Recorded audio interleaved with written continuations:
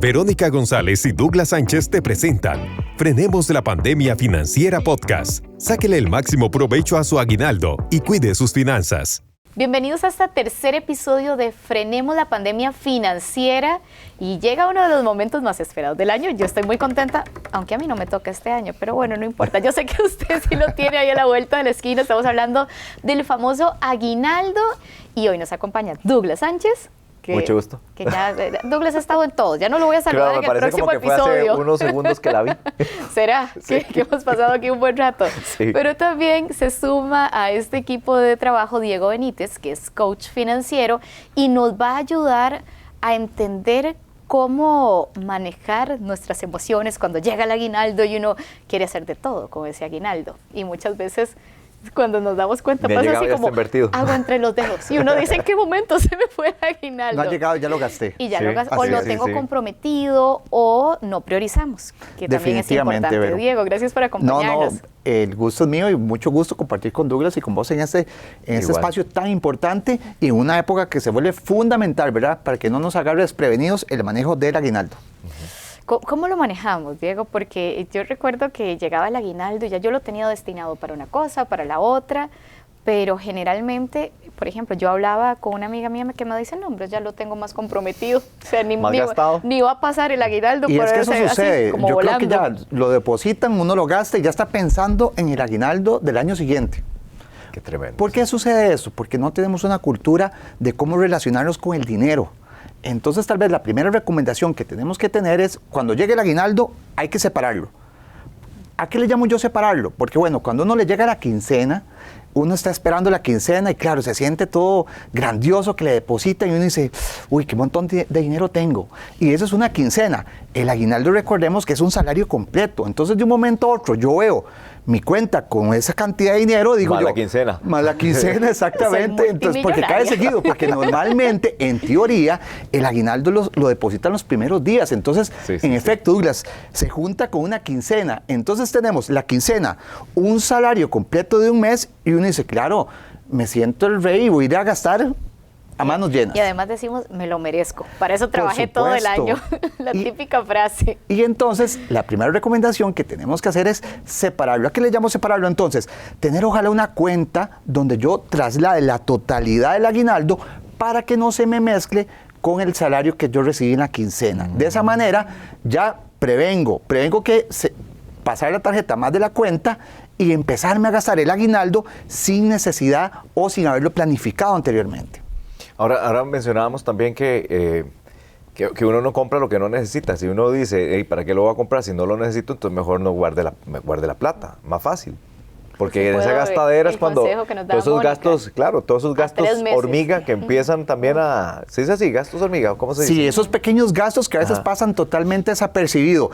El cafecito de la tarde, el cafecito que Vero quiere en este momento, y ya el café solito no se puede, entonces me merezco unas empanaditas y luego me antojé, digo yo, voy a comprar porque ese pastelito muy rico, entonces voy a comprar para llevar, y luego de camino se me ocurrió otro antojito, y cuando empezamos a sumar todos esos pequeños gastos que llamamos gastos hormiga, y prácticamente la suma es increíble. O sea, mensualmente uno a puros gastos hormigas podría prácticamente gastar 100,000 colones. ¿Y cómo hacemos en una época que además nos invita a la compra, al consumo? Porque entonces uno dice, ay, tengo tanto tiempo de que no veo a mi amigo, vamos por el café, vamos por el almuerzo, vamos por la cena, ay, la mudadita de diciembre, quiero estrenar, vean las ofertas, ¿no? Y cómo voy a regalarle a este y no le voy a regalar al otro.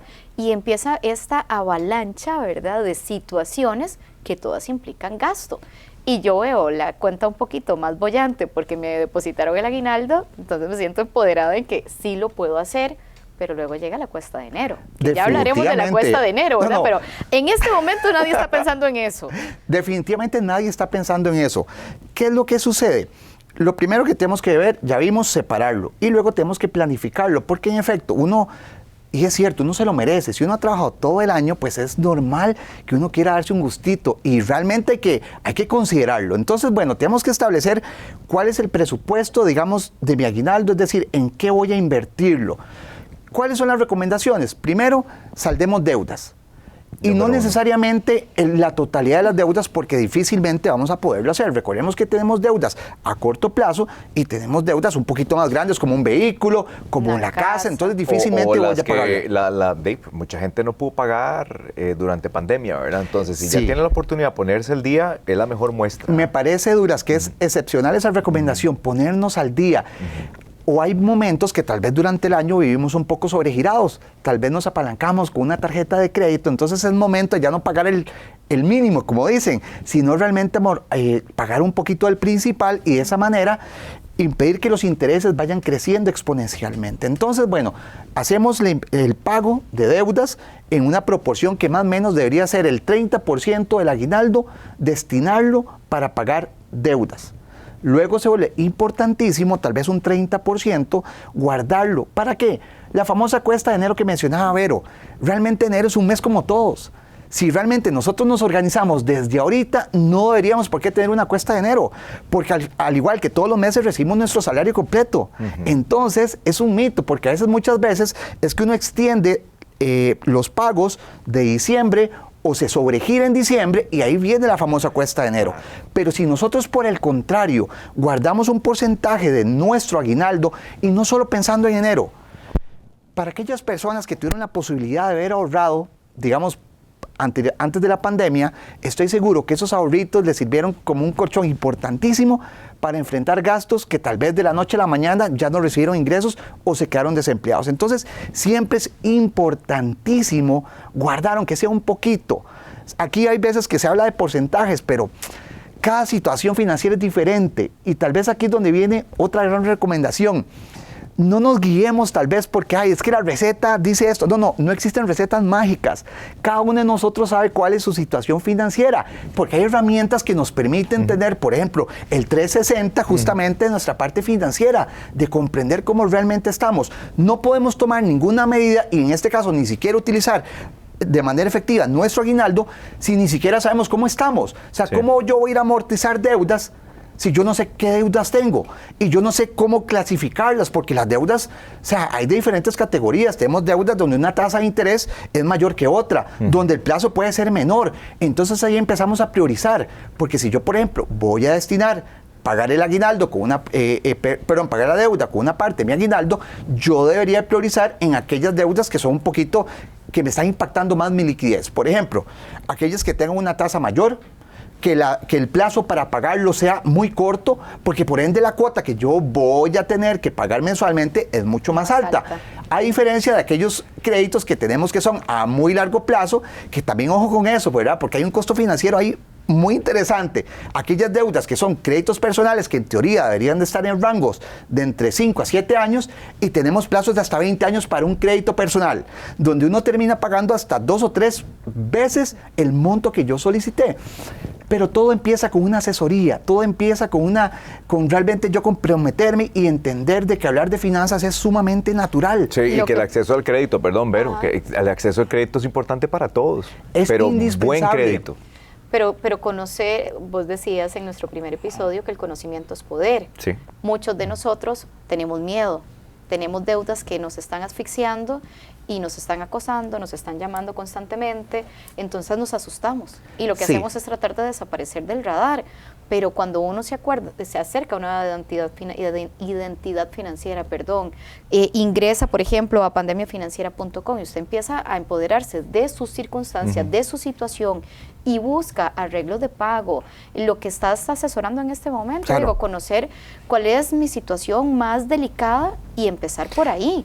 Ir dando soluciones. Nada más para agregar a lo que Verónica acaba de comentar, que me parece muy interesante, que es que además lo que nos sirve a todos es estar visibles en el sistema formal de crédito. Definitivamente. Porque si recurrís a los créditos informales, en donde te están amenazando, te están extorsionando, te están acosando, todos los días es una gran torta. No, y todo lo que implica eso, que es temas emocionales. Y la avalancha emocional. Pero quería retomar algo que dijiste que me encantó. Realmente uno debería cuidar el crédito. O sea, el tener un buen crédito le permite a uno avanzar tanto en la vida. Yo pongo el ejemplo, digamos, de mis abuelos. Yo a mi abuelo no tuve la oportunidad de conocerlo, pero sí tuve la oportunidad, digamos, de conocer a mi abuela. Ellos lograron acumular cierta riqueza. Entonces yo le preguntaba a la abuela desde chiquillo, yo le decía, abuela, ¿y ustedes de cómo hizo, verdad? Porque tenían algunos negocios, tenían unas líneas como de buses, y yo, pero ¿cómo hicieron? Entonces mi abuela me contaba que todo fue gracias a los créditos, que mi abuelo nunca tuvo grandes capitales en el banco, pero tenía un buen nombre. Era un buen pagador. Era buen pagador y buen sujeto de Eso crédito. decía mi abuelita y gracias también. a eso fue que logró hacerse un montón de cositas. Entonces, ¿por qué hemos perdido eso? O sea, ¿qué es lo que hace falta? Realmente empoderémonos, como bien lo dijiste, Vero, de nuestras finanzas. O sea, pasemos el trago amargo rápido de una vez. Si usted sabe que no está bien, pero el primer gran paso es informarnos y sobre eso empezar a tomar medidas para avanzar sobre nuestra realidad financiera. Me gusta ese. Muy bien, qué buena manera de está cerrar espectacular. este tercer episodio. Utilicemos las herramientas que tenemos a mano, ingresemos a pandemiafinanciera.com y espere los próximos episodios porque esto se pone bueno, me está gustando, me encanta, esto de verdad que sí. Diego Benitis, ese es otro. Ese es otro. Ese es otro. Benitis para acá.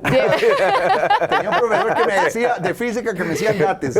Bueno, prefiero el Benitis. O le digo Benito. Ah, no, es que a Diego estoy acostumbrada a cambiarle el nombre. Va de nuevo. Es de cariño. Sí, Diego Benítez es coach financiero. Nos acompañó en este tercer episodio de Frenemos la Pandemia Financiera y los invitamos a que nos escuchen, nos vean por los diferentes canales donde se va a exponer este podcast y que todos, ¿verdad? Como sociedad mejoremos nuestro récord crediticio, nuestro score crediticio porque entre todos podemos salir adelante. Así es. Gracias.